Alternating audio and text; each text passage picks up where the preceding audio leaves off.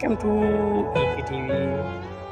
Today, a moderate magnitude earthquake was occurred in Western Australia. The quake hits at a very shallow depth, 4 km. 26 March 2022, 7 p.m. local time.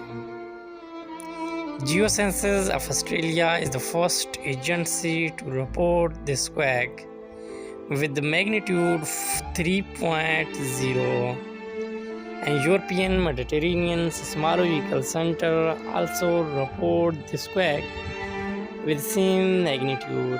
The exact magnitude, epicenter and depth might be revised in next few hours or minutes.